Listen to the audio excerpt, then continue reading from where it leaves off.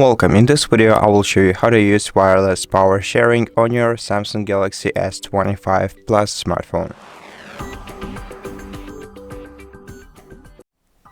First of all, pull down the quick settings panel.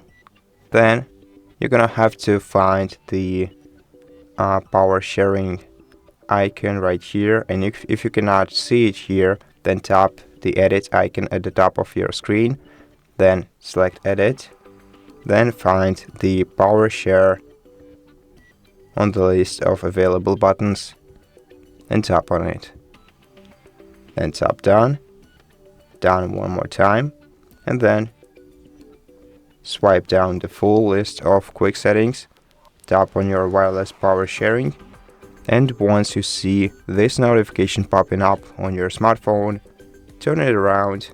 Then grab a device that supports wireless charging, an Android device or headphones, and then put it on top of your smartphone, your Galaxy, like this, and it will start charging your other device.